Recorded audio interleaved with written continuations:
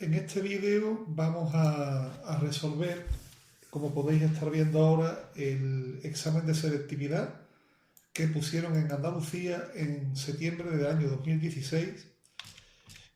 Lo vamos a hacer en la opción A. Así que venga, comenzamos. En lo que se refiere a formulación,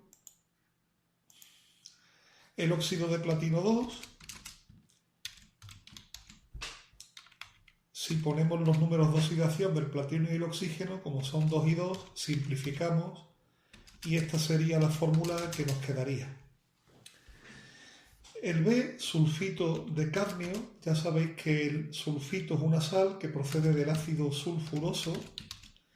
El ácido sulfuroso es este de aquí. El ácido sulfuroso, para convertirlo en sulfito de cadmio, quitamos 2 hidrógenos y ponemos 2 átomos de cadmio. Aquí, en lo que corresponde al anión sulfito, tendríamos que poner también un 2 del número de oxidación del cadmio. Los dos doses se simplifican y la fórmula que nos queda del sulfito de cadmio es la que estáis viendo. El paréntesis pues lo podemos quitar sin problema. El C es el ciclopenteno. Como sabéis, el ciclopenteno es un hidrocarburo, un alqueno, que tiene 5 átomos de carbono, pero además forma una cadena cerrada o cíclica. Voy a dibujarla con este programa de química para que veáis cómo sería la fórmula del ciclopenteno. Tendría una cadena de 1, 2, 3, 4 y 5 carbonos, la cerramos y una vez que está cerrada le damos forma a la estructura. Aquí tendríamos la molécula de ciclopentano. Como es una molécula de ciclopenteno, tenemos que colocar un enlace doble, que vamos a hacer ahora mismo. Ahí lo tenéis. Y esta sería la molécula de ciclopenteno. La podéis representar así esquemáticamente sin ningún problema. Vamos a colocarla en nuestro examen, ¿vale? Esta sería la molécula de ciclopenteno. Bien. A continuación tenemos la molécula D que nos proponen. Esa molécula es un sulfuro, es una sal que procede del sulfuro de hidrógeno, pero es un sulfuro de amonio. La molécula E se puede nombrar de dos maneras. Es un hidróxido y se puede nombrar de dos formas. La primera sería con nomenclatura Stock y sería el hidróxido de cromo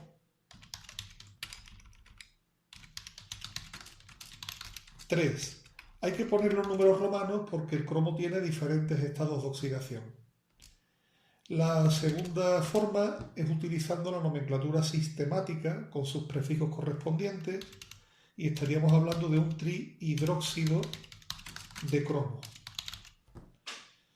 Y lo que nos queda ya sería la última fórmula de la tanda, que sería la fórmula F. Es una fórmula orgánica. La cadena principal de esta fórmula tiene 1, 2, 3 y 4 carbonos. Estos CH3,2 son dos grupos metilo, dos ramas de un carbono, una por arriba y otra por debajo. Es decir, la molécula principal sería el butano y hay que añadirle 2 dimetil, que son las dos cadenas ramificadas, los dos radicales que tienen unidos a la cadena principal. Bueno, la cuestión 2 es una cuestión que trata acerca de propiedades de los átomos. Nos dan dos elementos, el X y el Y, con sus números atómicos y nos piden en primer lugar la configuración electrónica. Bueno, para la configuración electrónica es recomendable, cuando tenéis el número de átomos, utilizar el diagrama de Moller. ¿vale? Que ya habréis visto en diferentes tipos de imágenes cómo es el diagrama de Moller. Bueno, vamos a utilizar la imagen, abrir una imagen en una pestaña nueva. Esta sería la imagen, que ya sabéis que el diagrama de Moller nos ayuda a ir completando las configuraciones electrónicas. Yo voy a utilizar el diagrama de Moller para completarlo. Fijaos que la primera configuración que me pide es una configuración de 38 electrones. 1s2, 2s2, 2p6, 3s2, 3p6. Después del 3p, el que viene sería el 4s. 3p, 4s. Luego sería 4s2 y después del 4s viene el 3d, como podéis ver aquí, después del 4s, 3d, 4p y 5s. Vamos a seguir el orden. 4s2, 3d10, 4p6, voy a ir contando porque no sé ni cuántos electrones llevo, ¿verdad? Sería 2 y 2, 4, 4 y 6, 10, 12, 18, 20, 30, 36. Me quedan 2 electrones para completar 5s2. Bien, esta sería la configuración electrónica del átomo X. Vamos a poner los superíndices para que quede más clara. Con la configuración electrónica, como ya sabéis, podemos incluso identificar el átomo, aunque no nos lo pida, pero no importa, se puede identificar. Y nosotros lo vamos a identificar de hecho. Yo la configuración electrónica la voy a poner ordenada, ¿vale? Voy a poner este 3 de 10, lo voy a quitar de aquí y me lo voy a traer aquí, ¿vale? Y ahora vamos a ver, sería un átomo de un elemento del periodo 5 de la tabla periódica y el grupo es el 5s2, es el grupo 2, que son, ya sabéis, los metales alcalino térreos. El metal alcalino térreo del periodo 5, berilio, magnesio, calcio, estroncio, ¿vale? Sería el estroncio.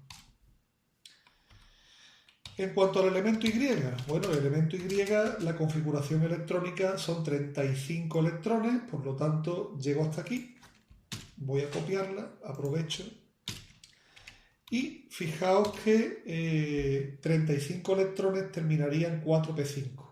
1s2, 2s2 son 10, 18, a ver, 2 y 2, 4, y 6, 10, 12, 18, 28, 30 y 35.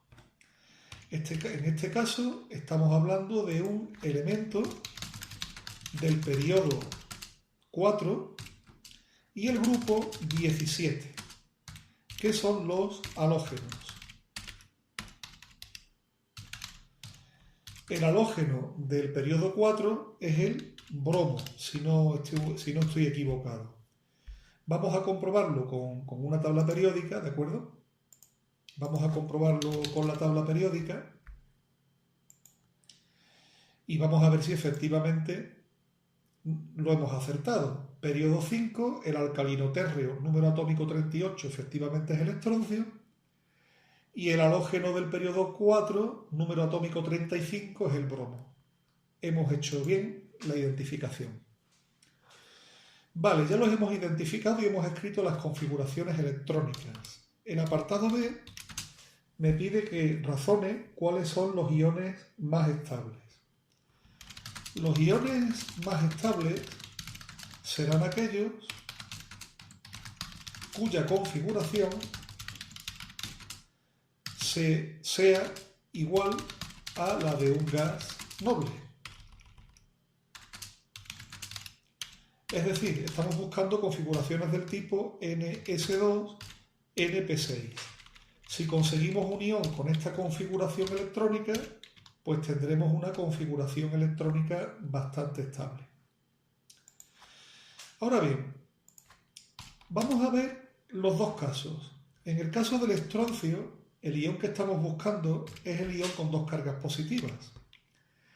Claro, si yo busco el estroncio con dos cargas positivas, la configuración electrónica sería la configuración electrónica del estroncio quitándole estos dos electrones. Luego la configuración electrónica del ion estroncio 2 es esta, que como podéis ver, efectivamente tiene una configuración electrónica igual a la de un gas noble.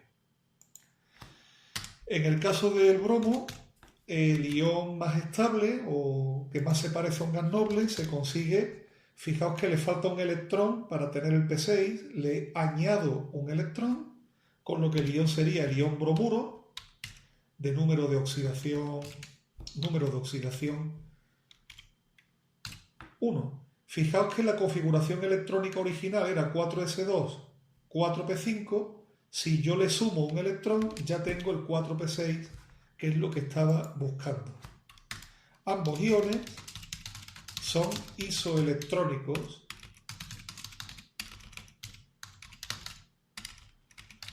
y su configuración electrónica es igual a la del gas noble helio, neón, argón, criptón, xenón. Creo que es el xenón. Vamos a comprobarlo en nuestra tabla periódica. Efectivamente, la configuración... criptón. Me he ido al periodo 5, es el periodo 4. El gas noble sería el criptón, Kr. La pregunta C me dice cuál de estos dos iones tiene mayor radio. Bueno, pues ambos iones tienen los mismos electrones y los mismos niveles. Su tamaño, en principio, sería similar, pero hay que tener en cuenta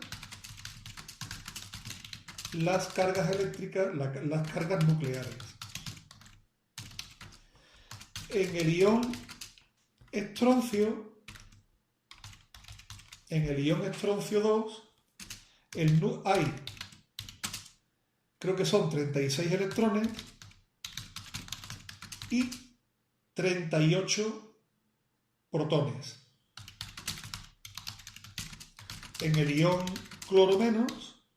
bromo, me he ido al cloro, bromo menos, hay 36 electrones, pero solo 35 protones. Esto significa que en el ion estroncio 2 los electrones están atraídos por una carga nuclear mayor y se acercan más al núcleo. Por eso el radio del ion estroncio 2 es menor que el radio del ion bromuro. Por lo tanto, ya tenemos contestada la tercera parte de la cuestión. ¿De acuerdo? Ya habremos terminado. La cuestión 3 es una cuestión que a mí me interesa bastante porque trata acerca de la aplicación del principio de Le Chatelier y también trata de la relación que hay entre el valor de K sub C y K sub P. Tenemos una reacción química reversible, ¿vale?, que puede llegar a alcanzar un equilibrio. Esta es la reacción, estaría bien ajustada. La reacción hacia la derecha, en el sentido en el que está escrita, es exotérmica. Fijaos que la entalpía de reacción es negativa. Y la temperatura nos la dan, que son 300 grados centígrados, así como el valor de la constante K sub P. Y nos dicen que decidamos si una serie de afirmaciones son verdaderas o falsas. La primera afirmación que nos preguntan es si el valor de K sub C será mayor que el de K sub P. ¿Verdadero o falso? Mirad, para poder justificar esto, lo que vamos a hacer es calcular, de hecho, el valor de K sub C, porque el de K sub P ya lo tenemos. Hay una ecuación que relaciona las dos constantes de equilibrio. Esa ecuación es la que dice que K sub C es igual a K sub P por R por T elevado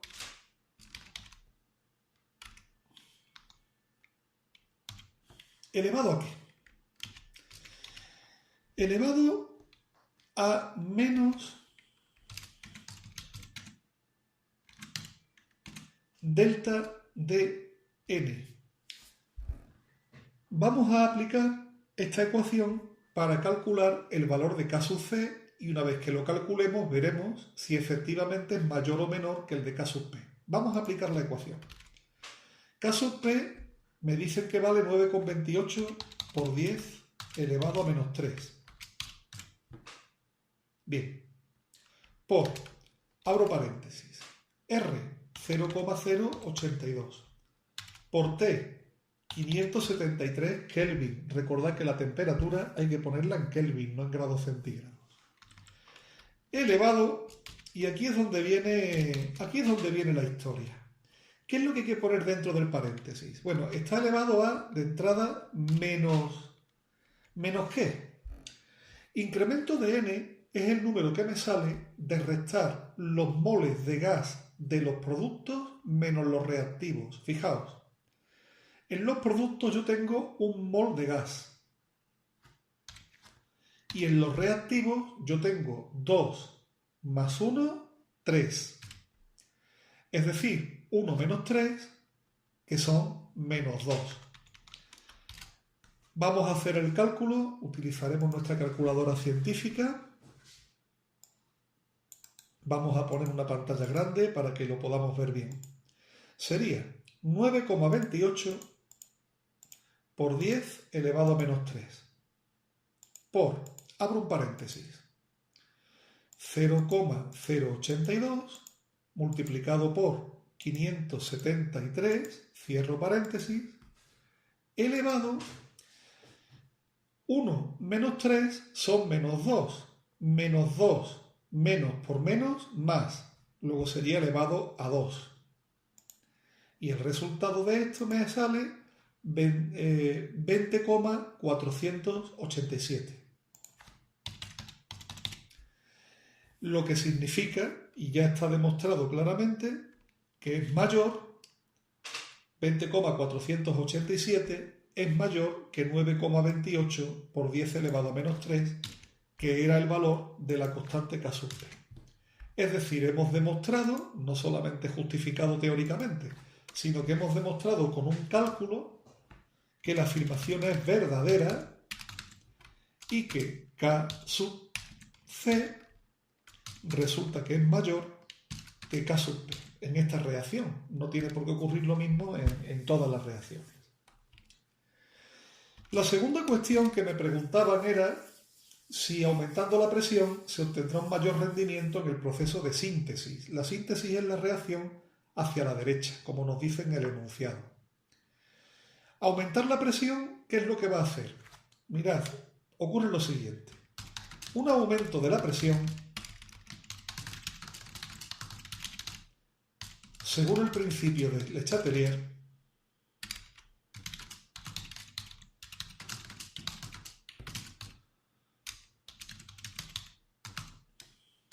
será contrarrestado por el sistema. Es decir, si yo aumento la presión, lo que dice el principio de Le Chatelier es que el sistema va a intentar contrarrestar. El sistema tratará de que la presión baje. Para ello, el equilibrio se desplazará hacia el sentido en que haya menos gas. Claro, si hay mucho gas habrá mucha presión. Si se reduce la cantidad de gas, se reduce la presión. Esto es hacia la derecha. Es decir, la reacción se desplazará hacia la derecha. Fijaos que hacia la derecha solamente hay un mol de gas y en la izquierda hay 3. La reacción se desplaza hacia la derecha, el rendimiento de la síntesis aumentará. Es decir, la afirmación decía que aumentando la presión se obtendrá mayor rendimiento en la síntesis y por lo tanto la afirmación es verdadera.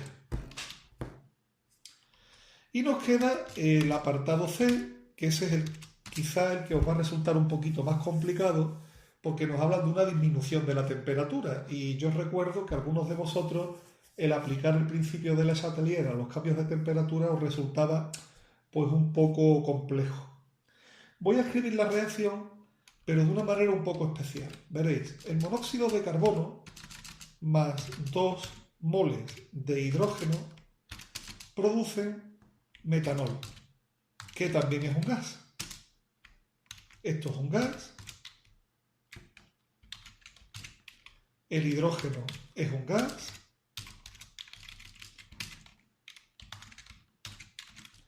Y por supuesto el monóxido de carbono es un gas. Me están diciendo que esta reacción es exotérmica. Lo sé porque la variación de entalpía tenía signo menos. Yo en las reacciones exotérmicas puedo poner que la reacción produce calor. Es como si fuera otro producto más de esta reacción. Es decir, cuando el monóxido de carbono y el hidrógeno se unen y reaccionan, el resultado es que se fabrica metanol y además aparece una cierta cantidad de calor. El calor es como si fuera un producto más de la reacción. Bien, ahora que he escrito la reacción así, ya puedo hacer el razonamiento que yo quería hacer. Si disminuimos la temperatura, el sistema tenderá a contrarrestar esta bajada. Es decir, yo bajo la temperatura, ¿qué es lo que hace el sistema? Pues intenta llevarme la contraria, intenta subirla. Para eso, el sistema tendrá que producir calor para que la temperatura suba. Es decir, yo bajo la temperatura, el sistema se da cuenta de que estoy bajando la temperatura y trata de subirla. ¿Cómo? Pues produciendo calor. Para ello, el equilibrio se desplazará en el sentido de producción de calor hacia la derecha, que es donde se está produciendo el calor. La afirmación es verdadera. La afirmación es verdadera porque efectivamente la reacción se desplazará hacia la derecha. La disminución de temperatura implicará un cambio en la constante de equilibrio. Y ya hemos terminado la cuestión 3. Bueno, la cuestión 4 es un tema de química orgánica, ¿vale? Es una cuestión de química orgánica. Aquí tenemos 3 compuestos, voy a nombrar los 3. Tenemos el compuesto A, que si os fijáis es un alcohol que tiene un cloro, es un alcohol de 1, 2 y 3 carbonos. De hecho es el propan 1-ol, pero el cloro está en el carbono número 2, luego será el 2-cloro, propan 1-ol. El compuesto B es prácticamente el mismo, es muy parecido. Lo que pasa es que el cloro estaría en el carbono número 3, en el más alejado del alcohol. Luego este sería, aquí se me ha olvidado el guión, perdón, este sería el 3-cloro, propan 2-ol, porque aquí el carbono, el OH estaría, perdón, 3-cloropropan 1-ol, el OH está en el carbono 1. El que ha cambiado de sitio es el cloro, el grupo OH está en el mismo. El tercer compuesto es muy diferente. El tercer compuesto no es un alcohol, es una acetona que además tiene 1, 2, 3 y 4 carbonos. De hecho, ese compuesto es la butanona. Pero esa butanona tiene un cloro en el carbono número 4. Por lo tanto, será la 4-clorobutanona. ya tenemos nombrados los tres compuestos. Primero, ¿cuál de los tres puede presentar isomería óptica? Tenéis que ir recorriendo la cadena y ver los carbonos a ver si alguno tiene isomería óptica. Mirad, un carbono CH3 no lo puedes tener porque está unido a 3 hidrógenos iguales. El CH2 tampoco, por lo mismo, está unido a 2 hidrógenos que son iguales. Pero si me fijo en este carbono, que es el carbono número 2, este carbono está unido a la izquierda por un CH3. Hacia arriba el hidrógeno, hacia abajo el cloro y hacia la derecha CH2OH. Tiene 4 sustituyentes distintos. El compuesto A tiene un carbono quiral en C2. El segundo carbono es quiral. Tiene isomería óptica. El compuesto B no tiene ningún carbono asimétrico. Fijaros que todos están CH2, CH2, CH2. Todos ellos tienen sustituyentes iguales. Y en el compuesto C pues tampoco hay ningún carbono asimétrico. El único que tiene isomería óptica es el A. Segundo apartado. ¿Qué compuestos son isómeros de posición? Pues son A y B. Ambos tienen la misma fórmula molecular. La fórmula molecular de estos compuestos es C3H, bueno, pues sería 2 y 2, 4 y 2, 6 y 1, 7, H7OCl, esa es la fórmula molecular de los dos compuestos. Y solo se diferencian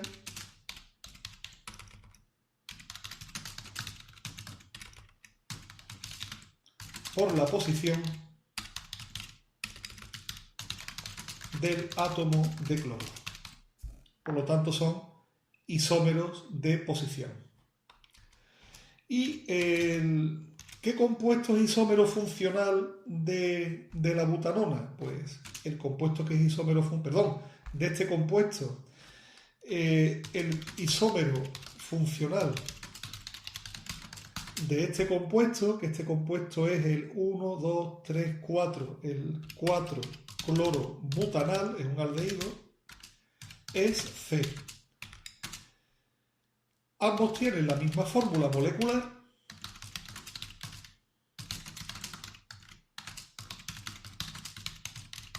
y se diferencian en que uno es un aldehído y el otro una cetona, es decir, la definición de lo que serían isómeros de función, que son compuestos con la misma fórmula molecular, pero tienen diferentes grupos funcionales. Bueno, el problema 1 no lo voy a hacer. ¿Por qué? Porque es un problema de termoquímica. La termoquímica es un tema que se daba antiguamente en segundo de bachillerato, pero que actualmente ya no se da en segundo, se da en primero. Y por lo tanto no entra ya en la programación de segundo de bachillerato ni en las pruebas de acceso a la universidad. De todas maneras, si alguno tiene curiosidad, que me lo diga por Classroom y yo con mucho gusto se lo resolveré. Es un problema que se puede abordar de diferentes formas, ¿no? Podríamos hacer un ciclo de GES o podríamos incluso utilizar el concepto de entalpía de formación y a partir de ahí podríamos hallar la entalpía de la formación que nos piden. Pero no lo voy a abordar porque no tiene sentido, no os va a caer este año. Y ya nos quedamos con el problema, por cierto, hay una errata, ¿vale? Este es el problema 1 y fijaos que saltamos al problema 3. No existe el problema 2, ya lo he comprobado en el examen, es un error. Este sería el problema 2, ¿de acuerdo? El problema 2 es un problema de ácido-base donde me preguntan por la concentración de ácido cloroso, me dan el pH de una disolución, me dan la constante de acidez y me piden un grado de disociación. Es decir, estamos hablando de un problema de equilibrio químico, pero de equilibrio de transferencia de protones. Mirad, el ácido cloroso es un ácido relativamente débil que tiene este equilibrio químico. El ácido cloroso, en presencia de agua, Esto sería la definición de Bronsted, ¿verdad? Y Lowry. Le daría un hidrógeno al agua, él al perder el hidrógeno se queda convertido en un anión, que es el anión llamado clorito, y el agua cogería ese protón y se convertiría en el catión H3O+. Esta sería la reacción de disociación del ácido cloroso. Bueno, en esta reacción de disociación, pues es un equilibrio químico. Es un equilibrio químico que, como todos los equilibrios, tiene su constante de equilibrio, que aquí se llama K sub A. Voy a escribir la expresión de la K sub A del ácido cloroso. La constante de acidez, K sub A, sería igual, por cierto, sabemos el valor, es decir, 0,011, ese es el valor. ¿Y a qué sería igual? Pues mirad, sería igual a esto. Sería igual.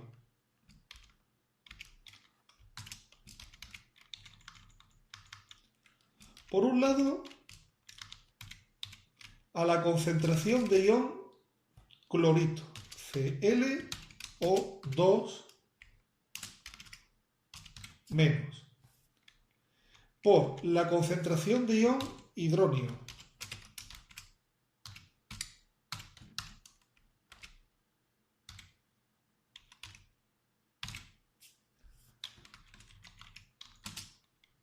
dividido por la concentración de ácido cloroso sin disociar. No perdáis de vista que el valor de la constante de acidez lo conocemos, es un dato del problema. Vamos a escribir la tabla de equilibrio que corresponde a esta reacción de disociación. Bien, empezamos. Insertamos una tabla. Me va a hacer falta una tabla de 1, 2, 3, 4 por 5. 4 por 5. Aquí la tengo. Y vamos a rellenar la tabla de equilibrio.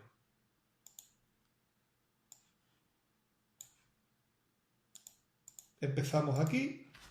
Concentraciones iniciales. No olvidéis que es una tabla de concentraciones, ¿vale? No de masa, de concentración. Iniciales. Se gasta, se forma y concentraciones en el equilibrio. Aquí pondríamos, por ejemplo, la concentración de ácido cloroso. Aquí pondríamos, por ejemplo, la concentración de ion clorito.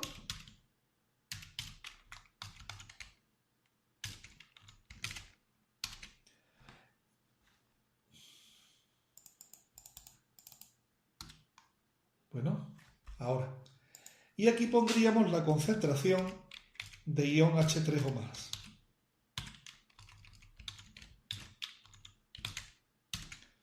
Empezamos viendo que la concentración inicial no la conocemos. No sabemos qué concentración hemos puesto de ácido clórico. La concentración de ion clorito inicial será 0. La de H3O+ prácticamente será 0, despreciable, porque aunque hay una pequeña cantidad de ion H3O+ que procede de la disociación del agua, es una cantidad tan pequeña que en la práctica no la vamos a considerar. Se gasta X de ácido, de estos no gastamos nada y se forma nada de este, se forman X de clorito, X de H+, con lo que en el equilibrio aquí tendremos C menos X, aquí tendremos X y aquí tendremos X. Fijaos que en esta tabla tenemos dos incógnitas, ¿vale? Tenemos la concentración inicial y tenemos la X. Y con una sola ecuación no podemos resolver las dos incógnitas, ¿vale? Necesitamos un dato más. Y el dato es el pH. Recordad una cosa. El pH es igual al logaritmo con signo cambiado de la concentración de H3O+. Esa es la definición de pH, tal cual. Lo normal y lo que estáis acostumbrados vosotros es que si os dan la concentración de H3 o más, podáis calcular el pH. Le hacéis el logaritmo a la concentración, al número que salga le cambiáis el signo y ya tenéis el pH. Pero podemos hacerlo al revés. A eso no estáis tan acostumbrados, pero se puede hacer. Si yo tengo el pH, puedo obtener la concentración de ion H+. Aquí me dan el pH, me dicen que el pH vale 2. Es decir, 2 es igual al menos logaritmo de la concentración de ion H3 o más.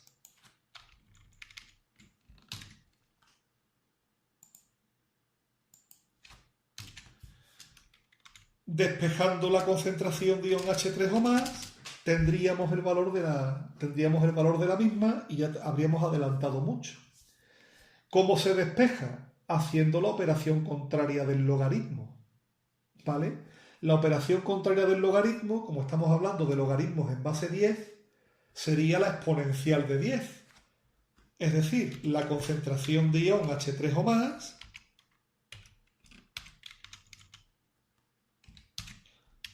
es igual a 10 elevado al pH con signo menos, a menos 2.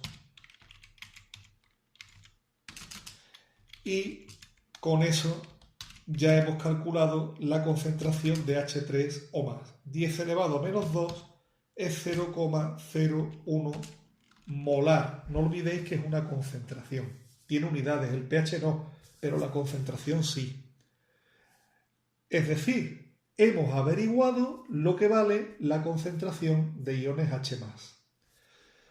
Os recuerdo cómo se hace esta operación con la calculadora, ¿vale? Para hacer la operación, aunque aquí se puede hacer mentalmente, porque 10 elevado a menos 2 pues, es 0,01, pero si queréis hacer la operación sería la tecla de Shift de vuestra calculadora científica y la inversa del logaritmo, ¿vale? Le damos al logaritmo y ahora le damos al exponente, menos 2. Le damos al igual y ya tenemos 0,01, que es la concentración de iones H+. ¿Dónde estaba la concentración de iones H+? En la tabla. ¿Quién es la concentración de iones H+? Está claro. En el equilibrio, la concentración de iones H+ es X, es decir, X vale 0,01. La concentración de iones H+ es 0,01, la concentración de ion clorito es 0,01 y por supuesto la concentración de ácido cloroso es la concentración C menos 0,01, que es el valor de X. Y con estos valores podemos ya resolver la ecuación. ¿Qué ecuación? Esta de aquí. Esta es la ecuación que nos va a dar el valor de C. La voy a copiar y vamos a resolverla. Es una ecuación de primer grado con una incógnita que para vosotros no debería tener ninguna dificultad. Yo la voy a resolver, voy a tardar un poquito porque es de estas ecuaciones un poco... A mí me resultan un poquito enojosas porque tienen cifras decimales y en fin, es un poco rollo, pero bueno. 0,011 sería igual a la concentración de clorito. La concentración de clorito ya hemos visto lo que vale, 0,01. Por la concentración de iones H+, que vale 0,01. Por la concentración de ácido cloroso, que ya hemos visto que vale C menos 0,01. Como os decía, es una ecuación de primer grado con una sola incógnita. Hay que despejar evidentemente C. La manera de despejarlo sería 0,011 por C menos 0,01 sería igual a 0,01 por 0,01, que es 1 por 10 elevado a menos 4. Es 0,01 elevado al cuadrado, que es 1 por 10 elevado a menos 4. 1 por 10 elevado a menos 4, si queréis poner la notación científica. tendríamos que quitar el paréntesis, multiplicando 0,011 por todo lo que tenemos aquí, con lo que nos saldría 0,011 por C menos 0,011 por 0,01, vamos a hacerlo con nuestra calculadora, ¿de acuerdo? 0,011 por 0,01 es lo que os decía, es una ecuación pues un poco fastidiosa porque son números con muchos decimales. 1,1 por 10 elevado a menos 4.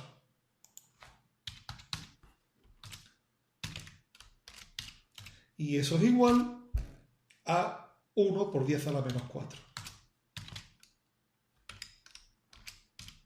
Vale, ya tenemos la ecuación prácticamente resuelta. Lo único que nos falta es despejar C y eso es lo que voy a hacer ahora mismo. Además lo voy a hacer en un solo paso. No nos vamos ni a molestar. C sería igual a 1 por 10 elevado a menos 4 más 1,1 por 10 elevado a menos 4, 1,1 por 10 elevado a menos 4. Ya veis, es que es muy engorroso, es muy... Estas ecuaciones con estos numeritos están dividido por 0,011. Bueno, pues ya simplemente es cuestión de operar, ¿vale? Esto es lo bueno de las calculadoras científicas, que puedes hacer las operaciones tal cual vienen aquí. Abro paréntesis, 1 por 10 elevado a menos 4 más 1,1 por 10 elevado a menos 4, cierro paréntesis y lo divido por 0,011. Y el resultado es 0,019 molar. Y esa es la concentración de ácido que pusimos nosotros al principio en esa disolución. Bueno, pues ya tenemos la concentración del ácido cloroso. Pero a mí lo que me preguntan es cuántos gramos de ácido cloroso se necesitan para preparar 100 mililitros de una disolución. Claro, yo tengo la concentración de la disolución, tengo el volumen, que son 100 mililitros, y me preguntan cuántos gramos de ácido necesito. Bueno, pues para eso hay que utilizar la fórmula química de la molaridad, ¿vale? Ya sabéis que la molaridad, una de las fórmulas posibles, de las expresiones que tiene, es que la molaridad es igual a la masa del soluto dividida por su masa molecular y todo esto dividido por el volumen de la disolución. Esto sería la fórmula de la molaridad. Fijaos, lo que yo necesito es calcular la masa del ácido. La quiero calcular. Tengo el volumen, que son 100 mililitros, tengo la molaridad, que es 0,019, me haría falta la masa molecular. Así que la voy a calcular un poquito aparte, puesto que me hace falta, ¿vale? La masa molecular del ácido es el ácido cloroso, 1 más 35,5 del cloro, más 16 por 2 de los oxígenos. Vamos a ver lo que sale la masa molecular del ácido cloroso. Sería 1 más 35,5 más 16 por 2. No estoy escribiendo. Muy bien, estupendo. 1 más 35,5 más 16 por 2. La masa del ácido cloroso es 68,5, me parece que he visto. 68,5. 68,5 gramos mol. Bueno, pues ya lo tengo todo. La molaridad es 0,019, es igual a la masa del soluto, que no sé lo que vale, dividido por la masa molecular, que son 68,5. Y todo eso dividido por el volumen en litros. Como son 100 mililitros, es 0,1 litro. Y ya está. Despejamos la masa del soluto y ya hemos terminado el primer apartado del problema, que nos preguntaba la masa del ácido cloroso que necesitaba. Vamos a hacer el cálculo, lo voy a despejar directamente. Sería masa del soluto, sería 0,019 por 0,1, que es el volumen, por 68,5. Resultado, 0,130 gramos de ácido cloroso. Y ya hemos terminado el primer apartado que nos preguntaba, calcula los gramos de ácido cloroso que necesitaba. Bien, nos queda el apartado 2. El apartado 2 lo que nos pide es que calcule el grado de disociación. Bueno, pues el apartado de grado de disociación es muy sencillo. Lo que hay que saberse es qué es el grado de disociación, claro. Mirad, el grado de disociación, os voy a refrescar un poco la memoria. El grado de disociación es siempre la concentración de reactivo que se gasta o que se disocia dividida por la concentración inicial del reactivo. Si yo me voy a mi tabla de equilibrio, la concentración que se gasta es X, que es 0,01, y la concentración inicial es C, que también la tengo, era 0,019.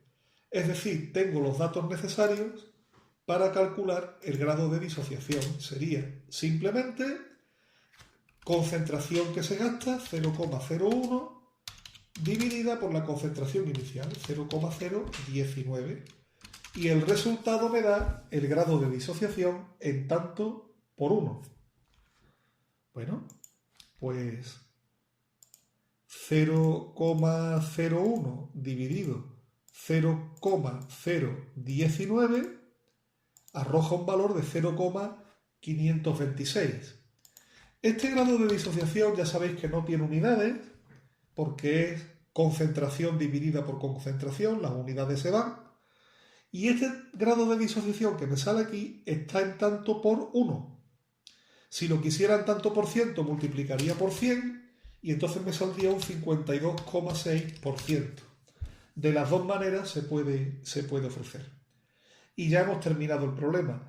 Ya sabéis que no me fío mucho de las soluciones que dan aquí, porque una vez yo creo que falló bastante, pero bueno, vamos a comparar. El apartado A me saldría 0,13 gramos, ahí me sale 0,13 gramos, y el apartado B 52,63, yo lo he dejado 52,6 porque me he comido un decimal, ¿vale? Pero fijaos que en la calculadora era 52,63, con lo que parece ser que esta vez, y para variar, sí he acertado con las soluciones. Pues esto es todo. Un saludo y en el próximo vídeo resolveremos el ejercicio de septiembre del año 2016, pero la opción B.